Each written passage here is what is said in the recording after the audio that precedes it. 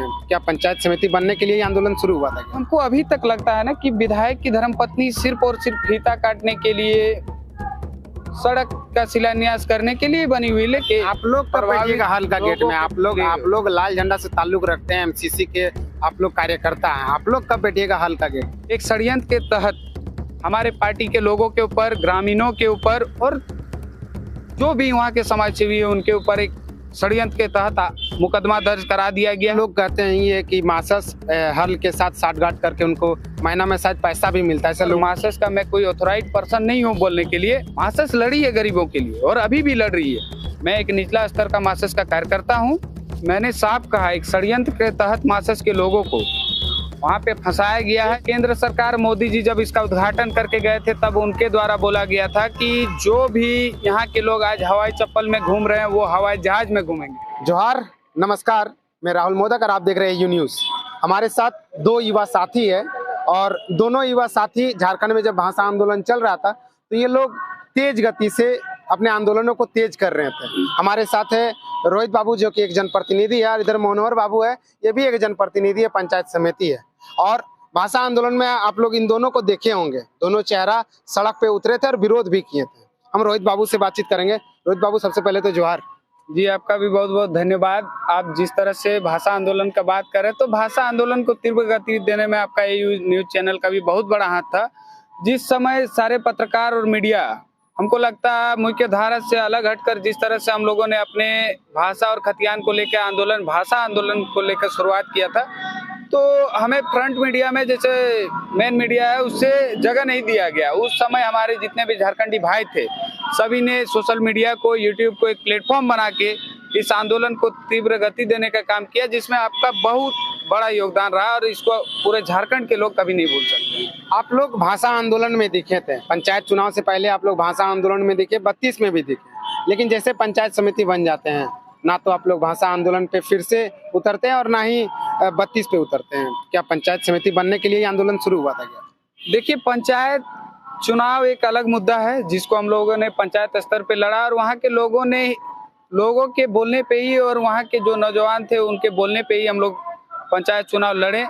और रहा बात भाषा आंदोलन का, तो भाषा आंदोलन हम लोगों ने कभी भी राजनीतिक मुद्दे और राजनीतिक फायदे के लिए नहीं किया। वो हमारी अस्तित्व की लड़ाई थी। उसमें हमारे जितने भी झारखंड के लोग थे, झारखंड के माँ बहन थे, झारखंड के सभी वर्ग के लोगों ने अपने यहाँ के अस्तित्व को बचाने के लिए, यहाँ के भाषा संस्कृति को बचाने के लिए लड़ा था। और रहा बात चुनाव के बाद नहीं लड़ने, भाषा आंदोलन में हम लोग आने का, तो चुनाव के बाद यहाँ के जो सरकार हैं, यहाँ के माननीय मुख्यमंत्री हैं और यहाँ के कैबिनेट के सभी सदस्यों के द्वारा झारखंड के कैबिनेट में इसको पारित किया गया। 1932 को यहाँ का स्थानीयता का आधार माना गया और उसको विधानसभा में पारित करके केंद्र को भेजा गया है।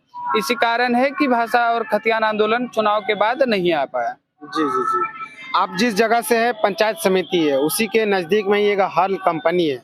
वहाँ पर सरकार कहती है 75% स्थानीयों को रोजगार दिया जाएगा, लेकिन अभी तक वहाँ के लोगों को रोजगार नहीं मिला। आखिर क्या कारण रहा? देखिए, हम तो इसका सारा केंद्र सरकार और जो राज्य सरकार है उसको दोषी मानते हैं। एक केंद्र सरकार, मोदी जी जब इसका उद्घाटन करके गए थे तब उनके द्वारा बोला गया था कि जो भी यहाँ के लोग आज हवाई चप्पल में घूम रहे हैं वो हवाई जहाज में घूमेंगे।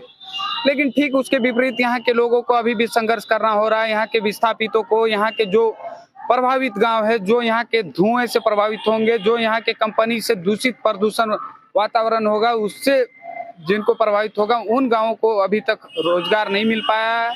कब मिलेगा वहाँ के युवाओं को रोजगार, वहाँ के लोगों को रोजगार कब मिलेगा? देखिए, इसके लिए तो साफ तौर पे राज्य सरकार ने जिस तरह से 75% का बजट निकाला है और 75% का बजट निकाला है, राज्य सरकार ने विधानसभा में इसको पारित करके सभी माननीय विधायकों को इसकी सूची भेजी है कि आपके जो भी, चाहे उपायुक्त महोदय के माध्यम से हो, चाहे नियोजनालय के माध्यम से हो, यहाँ के 75% को कंपनी में नियोजन देना है।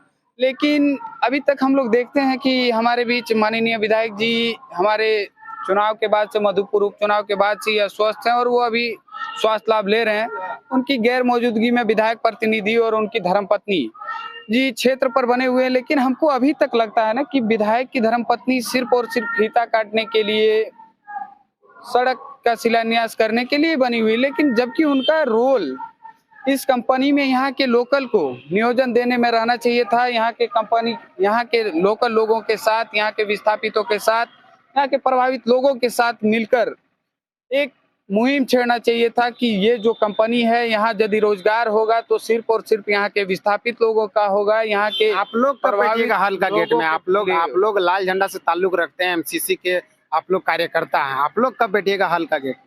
देखिए, हम लोगों ने जब राज्य सरकार ने पारित नहीं कराया था ना 75%, तभी हम लोगों ने हरल के मुंह से तत्कालीन एसडीएम राज महेश्वरी जी खुद आके हम लोगों के धरना के बदौलत हम लोग आपका कम से कम नहीं तो 90 दिन के आसपास हम लोगों ने धरना दिया, चारों गेट बंद किया। वो पूरे सिंदरी में आप लोगों ने भी देखा होगा कि पूरे सिंदरी के लिए वो ऐतिहासिक रहा होगा वो गेट जाम। और राज महेश्वरी जी ने आके वहां पे कहा कि कंपनी में 75% नियोजन यहाँ के लोकल लोगों को देना होगा।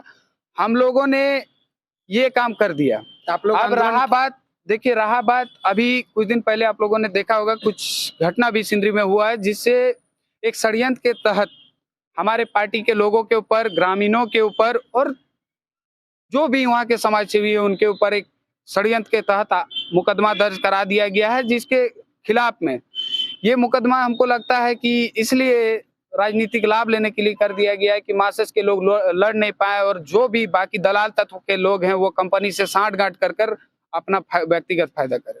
हमेशा तो ऐसा लोग कहते हैं ये कि मासस हल के साथ साठगांठ करके उनको महीना में शायद पैसा भी मिलता है, ऐसा लोगों का आरोप लगता है। मार्क्सिस्ट क्या है? आज झारखंड आंदोलन होने के बाद मार्क्सिस्ट के पास सिंदरी में विधायक नहीं है। झारखंड आंदोलन होके हमारे 22 साल हो गया, तब से सिंदरी में भाजपा का राज है। तो मार्क्सिस्ट को क्यों कंपनी पैसा देगी? मार्क्सिस्ट लड़ी है गरीबों के लिए और अभी भी लड़ रही है, और आगे भी हम लोग एक रणनीति के तहत हर कंपनी का चक्का जाम करेंगे। और जबकि कंपनी के द्वारा ये भी कहा गया है कि जो भी रोजगार होगा वो नियोजनालय के माध्यम से होगा, लेकिन अभी कुछ दलाल तत्व के लोग वहां पे बैठे हुए हैं और कंपनी से अपना साठगांठ। दलाल किसको बोल रहे हैं? आप साफ जान रहे हैं, आप जाइए जाके देख सकते हैं वहाँ पे कितने दलाल घूम रहे हैं। कंपनी में रोजगार लगा देंगे, ये कर देंगे, वो कर देंगे, वो वैसे लोगों को मैं दलाल बोल रहा हूँ। सारे पार्टी के लोग वहाँ बैठे हैं धरना, लेकिन अभी तक मासस के लोग वहाँ धरना, जब से सरकार बोली है 75% देंगे, तब से मासस उस गेट पे नहीं बैठी है। आखिर क्या कारण है?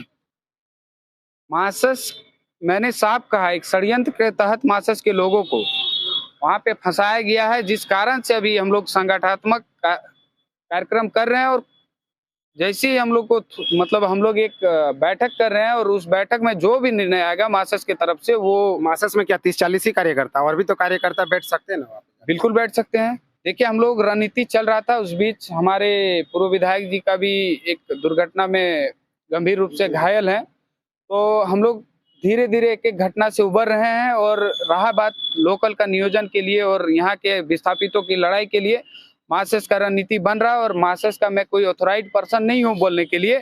मार्क्सिस्ट के जो भी हमारे आला अधिकारी हैं, पार्टी के पदाधिकारी हैं, संगठन के लोग हैं, उनके तरफ से जो भी निर्णय आएगा, मैं एक निचला स्तर का मार्क्सिस्ट का कार्यकर्ता हूँ, जो भी ऊपर से आदेश आएगा। जनप्रतिनिधि है, जनप्रतिनिधि के नाते तो वहाँ हल में आप आंदोलन कर सकते हैं, धरना दे सकते हैं। जी बिल्कुल, मैं एक जनप्रतिनिधि हूँ, उसके लिए भी मैं, जो मेरा पार्टी प्लेटफॉर्म है और जो जनप्रतिनिधियों का एक संगठन है, उसके तहत हम लोग रणनीति बना रहे हैं।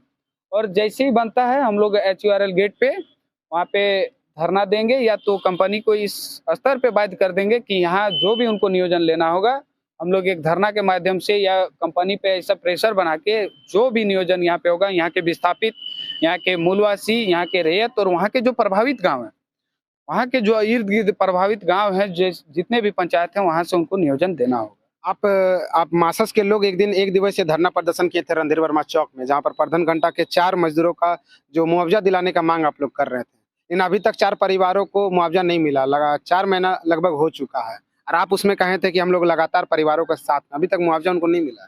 देखिए, हम लोगों ने तब भी कहा था हम परिवार के साथ हैं, और अब भी कह रहे हैं हम परिवार के साथ हैं। रहा बात उन लोग का मुआवजा का, तो उन लोग का मुआवजा अभी लेबर कोर्ट पे है और लेबर कोर्ट पे केस चल रहा है। अब जब बात कोर्ट पे चल गई है, बात कानूनी इसमें चल गया, तो न्यायालय का जो भी फैसला आएगा हम उसके अनुसार ही कोई काम करेंगे। परिवारों को मुआवजा मिलेगा? मासस इसमें खड़ी है इस परिवार के साथ? देखिए, ये अब कोर्ट में चल गया। अब आप भी जान रहे कि भारत एक लोकतांत्रिक देश है और लोकतंत्र से ही भारत चलती है। इसका एक संविधान है और एज ए प्रोटोकॉल जो भी है जब भी न्यायालय का फैसला आएगा उसके बाद ही हम लोग अगला कुछ निर्णय लेंगे। उसके आगे कहना कोई भी जल्दबाजी होगी।